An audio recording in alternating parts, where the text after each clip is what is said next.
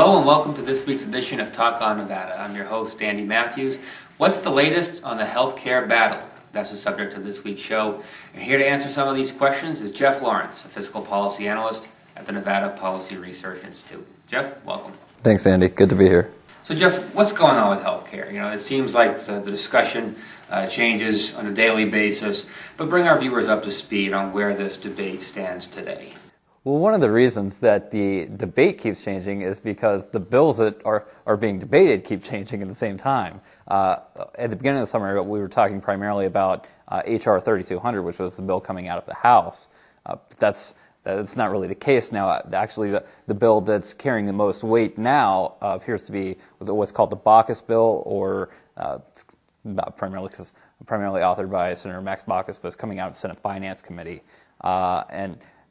Originally, it was kind of looked at, or at least up until this week, it was kind of looked at as the compromise bill that might be able to garner some Republican support because it's changed around a couple of provisions.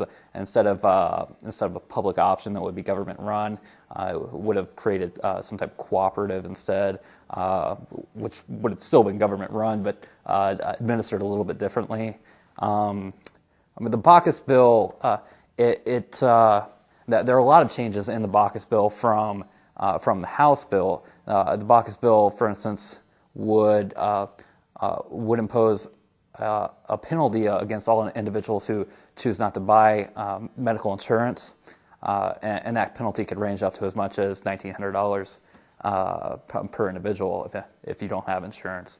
It would also levy a penalty against employers at the rate of $400 per employee if they don't provide their employees with insurance. So, and that's actually created a lot of concern that because the penalty is so low, it's only $400, that a lot of employers, because it's a lot cheaper than actually providing insurance, they would just go ahead and pay the penalty and dump everyone into the government-run plan. So it sounds like even some of these changes, there's still a lot of problems from sort of a limited government, freedom, free market perspective. A lot of the focus on the healthcare debate so far has been on the price tag, on the public cost of this.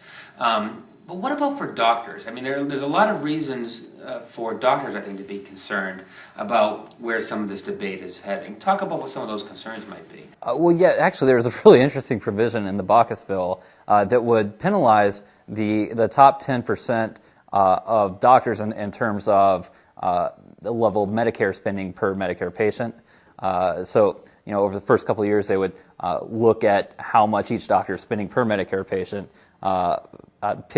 they'd be able to determine who the top 10% of spenders were, and then they would cut their reimbursement rates by an additional 8%. Now, the reimbursement rates are kind of a big issue because Medicare is already kind of subsidized by private insurance through mechanism cross subsidies, where when you give care, the government will reimburse you less than it actually costs. So then you shuffle some of that cost off onto people who have private insurance. Now, the Baucus bill also assumes that the reimbursement rates would be cut across the board by about 21%. So you're talking about the concern about crowding out private insurance because of this large subsidy would be even more pronounced through the Baucus bill, actually. But because of this additional penalty against doctors who give their patients a lot of care, it's going to provide an incentive to give them less care, and it's a moving target. It's always the top 10%. So even if you get down below a certain level, it doesn't really matter. It will ultimately result in kind of a race to the bottom to see who can. It's going to encourage doctors to avoid old patients and sick patients, basically, Medicare patients, and provide them with less coverage. You've also focused a lot of attention on Medicaid, which of course is jointly funded by state and local governments, and how the Obama plan would push an increased number of people into the plan. What would the effect of that be from a budget standpoint for Nevada when you talk about this increased number of participants in the Medicaid plan? Well, yeah, the Baucus bill it basically amounts to a very large expansion of Medicaid, among other things. It's the cost of the bill is estimated at about $829 billion, and that most of that comes through tax increases and cuts to Medicare primarily. But there's also another component is this expansion of Medicaid, which in Nevada, for instance, would expand the number of Medicaid-eligible individuals by about 82%, so nearly double the amount of Medicaid-eligible people in Nevada. So people ranging up to 133% of the federal poverty level would be eligible even if they are single, childless adults. And that could impose an additional cost on Nevada state and local government of about $1 billion a year. So you're talking about a significant unfunded mandate coming from the federal government. But as you know, Harry Reid, Senate Majority Leader, wields an enormous amount of power and influence in Washington. Isn't he using his position in D.C.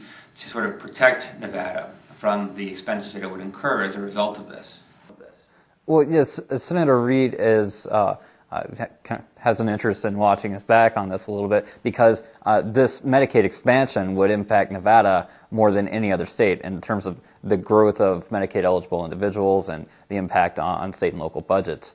And so he's kind of throwing a bone to his home state, and he's inserted a provision that would allow the federal government to pick up the tab of that Medicaid expansion for the first several years, probably about the first 5 years. And what happens after that period? After the 5 years are up, Nevada's right back on the hook for it, aren't we? Well, yeah, that's true. And at that time, you would expect to see a significantly higher state and local tax burden as a result of this. All right, Geoff, that's all the time we have for today, but I suspect we'll be discussing the healthcare topic a lot more down the road. Of course, I want to thank all of you for tuning into this week's edition of Talk on Nevada. As always, we invite you to join us on the web at npri.org for more information on this topic and other private solutions to public challenges facing our Silver State. Thank you, and we'll see you next time.